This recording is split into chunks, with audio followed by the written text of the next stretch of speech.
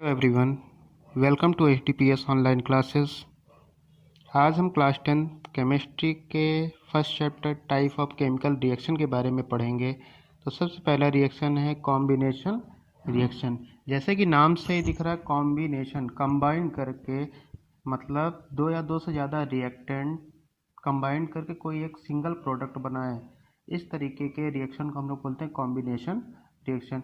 मतलब दो या दो से ज़्यादा सब्सटेंस रिएक्ट करें, इंटरेक्ट करने के बाद में कोई सिंगल प्रोडक्ट बनाए, इस तरीके के रिएक्शन को क्या बोलते हैं? Combination reaction. जैसे कि कोई रिएक्ट सब्सटेंस है, केमिकल सब्सटेंस ए और केमिकल सब्सटेंस बी, दोनों क्या कर रहे हैं? आपस में रिएक्ट कर रहे हैं, इंटरेक्ट कर रहे हैं, इंटरेक्ट करके एक प्रोडक्ट बना रहे हैं जिसको बोलना है ए बी। तो कैसा प्रोडक्ट बना? Single product. इस तरीके के रिएक्शन को बोलते हैं कॉम्बिनेशन रिएक्शन। एग्जाम्पल है इसके कई, जैसे मैग्नीशियम रिएक्ट कर रहा है ऑक्सीजन के साथ में, तो क्या बन रहा है? Magnesium oxide. क्या बन रहा है? Magnesium oxide. दो केमिकल प्रोडक्ट रिएक्ट करके सिंगल प्रोडक्ट बना रहे हैं, इस तरीके के रिएक्शन को कॉम्बिनेशन रिएक्शन बोलते हैं। कार्बन बर्न हो रहा है किसके प्रेजेंस में?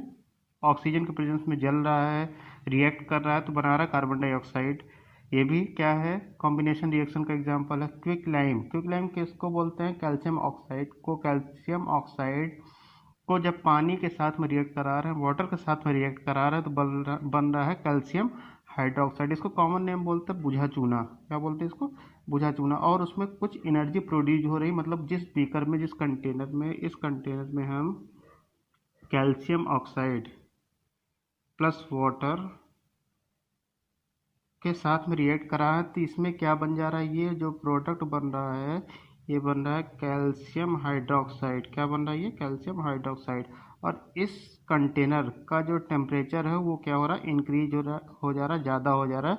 इससे पता चल रहा है कि इसमें एनर्जी प्रोड्यूस हो रही है, एनर्जी निकल रही है।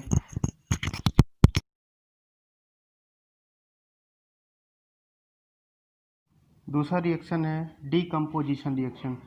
डीकम्पोज का मतलब होता है ब्रेक डाउन, टूट जाना, मतलब कई सिंपल सब्सटेंस में टूट जाना। एक सिंगल कंपाउंड डिकम्पोज होकर कई छोटे छोटे प्रोडक्ट को बना ले, तो इस तरीके के रिएक्शन को हम लोग बोलते हैं decomposition reaction. A single compound decomposes और break down to give two और मोर सिंपलर सब्सटेंस। दो या दो से ज़्यादा सिंपलर सब्सटेंस मिल जाएगी। ये कंपोजिशन रिएक्शन का कॉम्बिनेशन रिएक्शन का जस्ट अपोजिट है।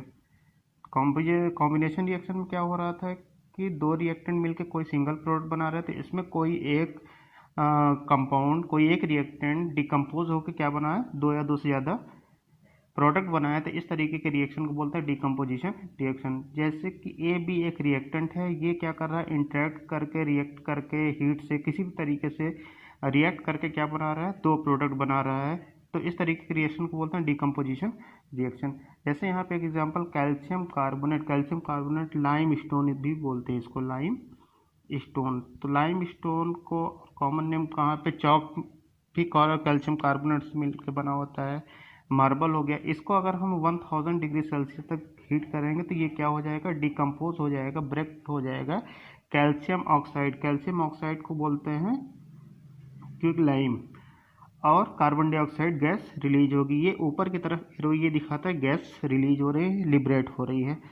और दूसरा एग्जांपल भी देख लेते हैं। फेरस सल्फेट को जब हम हीट कर रहे हैं, गर्म कर रहे हैं, तो वो बना रहा है फेरिक ऑक्साइड बना रहा है, सल्फर डाइऑक्साइड और सल्फर ट्राई ऑक्साइड बना रहा है। डीकम्पोजिशन रिएक्शन के भी टाइप होते हैं। तो सबसे पहला टाइप उसमें थर्मोलाइटिक और थर्मोकेमिकल। थर्मो का मतलब होता है हीट। थर्मो का मतलब क्या होता है? हीट। जब किसी रिएक्शन में हीट की ज़रूरत पड़े तो उस रिएक्शन को हम लोग बोलते हैं थर्मोलाइटिक रिएक्शन और थर्मोकेमिकल रिएक्शन। इसका भी एग्जांपल है, लेड नाइट्रेट रिएक्ट कर रहा है। जब लेड नाइट्रेट सॉलिड फॉर्म में, इसको हम हीट कर रहे हैं, क्या कर रहे हैं? हीट कर रहे हैं, तो ये भी डिकम्पोज हो जा रहा है लेड ऑक्साइड में। लेड ऑक्साइड भी सॉलिड फॉर्म में है, तो बना रहा है नाइट्रोजन डाइऑक्साइड। नाइट्रोजन डाइऑक्साइड एक गैस है और ऑक्सीजन गैस रिलीज हो रही, लिबरेट हो रही है। जिस रिएक्शन में हीट की ज़रूरत पड़ती है उसको हम लोग बोलते हैं थर्मोलाइटिक और थर्मोकेमिकल रिएक्शन। नेक्स्ट है फोटोकेमिकल। डिकम्पोजिशन रिएक्शन का टाइप है। फोटो मतलब होता है लाइट, फोटो मीन्स लाइट, जिस रिएक्शन में लाइट की ज़रूरत पड़ती है उस रिएक्शन को हम लोग बोलते हैं photolytic reaction. Decomposition reaction which require light are known as photolytic reaction. Silver chloride को AgCl को जब सनलाइट के प्रेजेंस पे हम उसको रख देंगे वॉच ग्लास में, तो क्या हो जाएगा, क्लोरीन गैस लिबरेट हो जाएगी और सिल्वर जो मेटल है ग्रे कलर का वही हमको देखने को मिलेगा। इस तरीके के रिएक्शन को बोलते हैं फोटोलाइटिक रिएक्शन। इसके बाद में है इलेक्ट्रोलाइटिक। जिस रिएक्शन में इलेक्ट्रिसिटी की ज़रूरत पड़ती है, इलेक्ट्रिसिटी पास कराई जाए तो उसको हम लोग बोलते हैं इलेक्ट्रोलाइटिक रिएक्शन।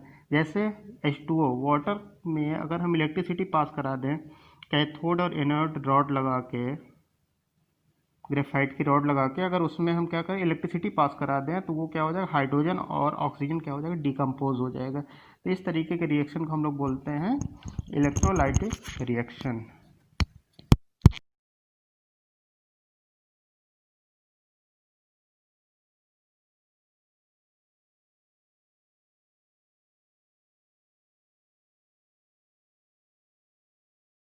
हमारा थर्ड रिएक्शन है डिस्प्लेसमेंट रिएक्शन।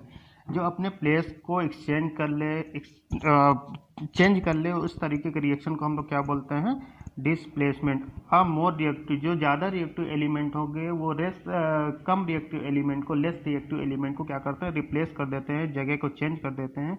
इस तरीके के रिएक्शन को बोलते हैं डिस्प्लेसमेंट रिएक्शन। अ मोर रिएक्टिव एलिमेंट, जो ज़्यादा रिएक्टिव एलिमेंट है, डिस्प्लेसेस अ लेस रिएक्टिव, वो कम रिएक्टिव एलिमेंट को क्या कर देते हैं, रिप्लेस कर देते हैं। तो इस तरीके के रिएक्शन बोलते हैं डिस्प्लेसमेंट रिएक्शन। जैसे एक एलिमेंट है A, कंपाउंड BC, दोनों क्या कर रहे हैं, आपस में इंटरेक्ट कर रहे हैं, रिएक्ट कर रहे हैं। रिएक्ट करने के बाद में ये ज़्यादा रिएक्टिव एलिमेंट है तो ये क्या किया, C के साथ में चला गया और B क्या हुआ, एक सिंगल प्रोडक्ट या एलिमेंट जो भी है वो क्या हो गया, अलग हो गया। तो क्या हो गया, ज़्यादा रिएक्टिव एलिमेंट कम रिएक्टिव एलिमेंट B को क्या किया, रिप्लेस कर दिया। तो यहाँ पे फेरस मतलब आयरन कॉपर सल्फेट जो कि ब्लू कलर का सोल्यूशन में, आयरन को ब्लू कलर के सोल्यूशन में डाला जा रहा है। डालने के बाद में हम क्या देखते हैं कि वो आयरन ज़्यादा रिएक्टिव होने की वजह से कॉपर को रिप्लेस कर दिया और ये किसके साथ में चला है, सल्फेट के साथ में। तो फेरस सल्फेट होता है ग्रीन कलर का और हमारा पूरा सोल्यूशन किस कलर का हो गया, ग्रीन कलर का। और जो कॉपर का जो लेयर था वो आयरन नेल के ऊपर क्या हुआ, चिपक गया। मतलब आयरन कॉपर सल्फेट के साथ में रिएक्ट करने के बाद में फेरस सल्फेट और कॉपर बना रहा है। इसी तरीके से पीबी बोलते हैं लेड को। लेड कॉपर क्लोराइड के साथ में रिएक्ट करने के बाद में लेड ज़्यादा रिएक्टिव होने की वजह से ये कॉपर को रिप्लेस कर देगा और क्लोरीन के साथ में ये क्लोरीन के साथ में प्रोडक्ट बना देगा। तो लेड क्लोराइड क्या बना यहाँ पे, लेड क्लोराइड और कॉपर। तो ये हो गया हमारा डिस्प्लेसमेंट रिएक्शन। अब नेक्स्ट रिएक्शन देखते हैं, डबल डिस्प्लेसमेंट रिएक्शन। कैसा रिएक्शन, डबल डिस्प्लेसमेंट रिएक्शन। जैसे कि नाम से ही पता चल रहा है डबल डिस्प्लेसमेंट, उसमें सिंगल एक ही एलिमेंट कोई डिस्प्लेस हो रहा था, अपनी जगह को चेंज करा, तो इसमें दो एलिमेंट या दो कंपाउंड के आयन्स आपस में एक्सचेंज करेंगे, म्यूचुअल एक्सचेंज ऑफ आयन। इसमें क्या होता है, आयन का एक्सचेंज होता है। इस तरीके के रिएक्शन को हम लोग बोलते हैं डबल डिस्प्लेसमेंट। जैसे AD एक सब्सटेंस है, केमिकल सब्सटेंस, BC एक केमिकल सब्सटेंस है। यहाँ पे क्या हो रहा है, A क्या कर रहा है, C के साथ अपने आयन को C के साथ में एक्सचेंज कर ले रहा है, B किसके साथ में चला जा रहा है, D के साथ में। ये म्यूचुअल एक्सचेंज हो रहा है। कैसा एक्सचेंज हो रहा है, म्यूचुअल आपसी एक्सचेंज हो रहा है। तो इस तरीके के रिएक्शन को हम लोग बोलते हैं डबल डिस्प्लेसमेंट रिएक्शन। जैसे barium chloride BaCl2 sodium sulphate के साथ में Na2SO4 के साथ में इक्वस फॉर्म में। दोनों इक्वस फॉर्म का मतलब होता है कि इसमें सॉल्वेंट क्या है, वाटर। सॉल्वेंट क्या है, वाटर। जिसमें सॉल्वेंट वाटर होगा वो इक्वस फॉर्म में ही रहेगा। तो बेरियम क्लोराइड सोडियम सल्फेट दोनों रिएक्ट कर रहे हैं, इंटरेक्ट कर रहे हैं और बना रहे हैं बेरियम सल्फेट। इसका आयन किसके साथ, बेरियम किसके साथ में, सल्फेट के साथ में प्रोडक्ट बनाया और सोडियम किसके साथ में, क्लोरीन के साथ में। और क्या बन गया हमारा प्रोडक्ट, बेरियम सल्फेट और सोडियम क्लोराइड प्रोडक्ट बन गया।